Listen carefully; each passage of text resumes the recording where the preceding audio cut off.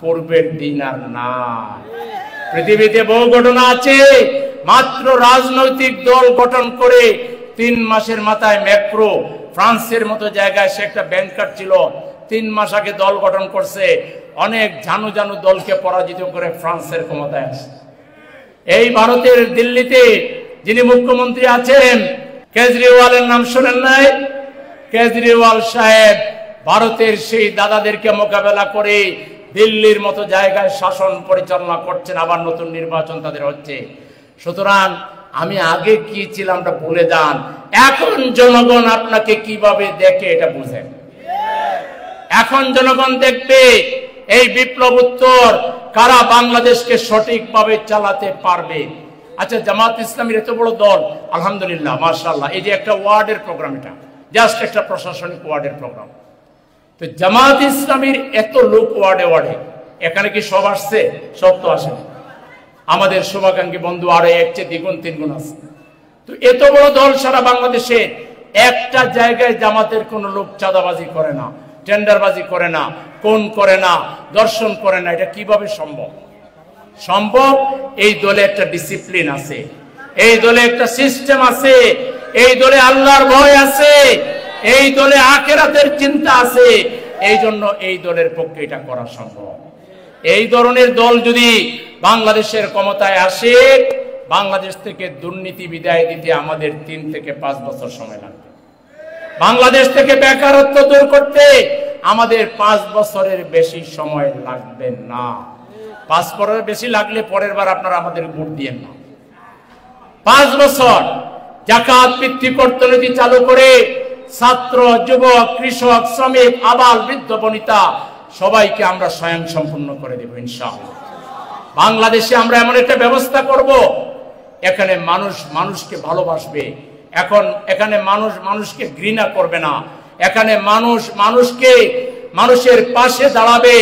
রাষ্ট্রীয় টেলিভিশন থেকে যখন আজহারি সাহেব কিংবা এরকম বড় আলেমরা দাস দিবেন, আলোচনা পেশ করবেন, কর্জে হাসানার উপকারিতা বুঝাবেন, তখন দেখবেন আপনি আপনার গরিব আত্মীয় স্বজনকে ডেকে কর্জে হাসানা দিয়ে তাকে স্বাবলম্বী করে ফেলবেন। আমাদের হাতে এমন এমন ব্যবস্থা আছে, প্রচলিত রাজনৈতিক দল এই ব্যাপারে কোনো ধারণাও রাখে না। আমরা গোটা জাতিকে কর্মচঞ্চল বানায় ফেলবো, গোটা জাতিকে আমরা কর্মক্ষম বানায় ফেলবো। এই যে বয়স্ক যারা আছেন তারাও বেকার থাকতে পারবেন না। আপনাদেরকে ফুলের বাগান বানানোর দায়িত্ব দেওয়া হবে, আপনাদেরকে মসজিদ চাষ করার দায়িত্ব দেওয়া হবে, আপনাদেরকে নাতি নাতনিকে কোরআন শেখানোর দায়িত্ব দেওয়া হবে, সরকারের পক্ষ থেকে বেতন ভাতাও দেওয়া হবে।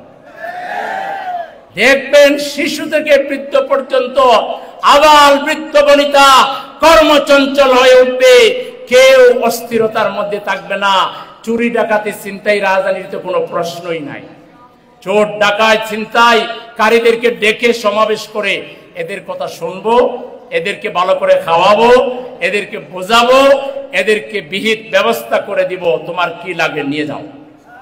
রাষ্ট্রের পক্ষ থেকে নন রিফান্ডেবল ফান্ড থেকে আমাদের ফান্ড অনেকগুলো থাকবে। নন রিফান্ডেবল একটা ফান্ড থাকবে, কর্জে হাসানা ফান্ড থাকবে, জাকাত ফান্ড থাকবে, সমাজ কল্যাণ ফান্ড থাকবে। এত ফান্ড আমরা করব, এই ফান্ড থেকে যাকে যেখান থেকে দরকার টাকা দিয়ে দিব, সে সেখান থেকে নিয়ে তারপরে সে সুন্দর হয়ে চলবে। চুরির তো তার দরকার নাই, চোর তো বানাইছে এই রাজনীতিবিদরা, ডাকাত তো বানাইছে এই রাজনীতিবিদরা, লম্পট বানাইছে এই রাজনীতিবিদরা। এই প্রচলিত রাজনীতিকে আপনারা না বলে দেন, বাংলাদেশ ভালো হয়ে যাবে। রাজি আছেন? প্রচলিত রাজনীতি বিদায়, একটা বার 5 বছরের জন্য আপনারা ইসলামী মূল্যবোধের রাজনীতির হাতে দেশ ছেড়ে দেন। যদি আমরা না পারি, আপনারা পরের বার থেকে একবারও আমাদের আর দিয়েন না। আমরা আহ্বান জানাই দেশবাসীকে, আসুন আমাদের এই প্রিয় দেশকে আমরা সবাই মিলে ভালোবাসি, আমাদের মানুষকে ভালোবাসি, আমাদের জনগণকে ভালোবাসি। আসুন আমরা সবাই মিলেমিশে একটা কল্যাণ রাষ্ট্র, একটা ঐক্যবদ্ধ বাংলাদেশ প্রতিষ্ঠা করি। সেই বাংলাদেশ প্রতিষ্ঠায় অতীতের ন্যায় জামাত ইসলামী আগামী দিনেও বলিষ্ঠ ভূমিকা পালন করবে এবং জামাত ইসলামীকে আপনারাও সহযোগিতা করবেন, সেই প্রত্যাশা ব্যক্ত করে সবাইকে ধন্যবাদ জানিয়ে আমি আমার বক্তব্য এখানে শেষ করছি। আল্লাহ হাফেজ। বাংলাদেশ জিন্দাবাদ, বাংলাদেশ জামাত ইসলামী জিন্দাবাদ।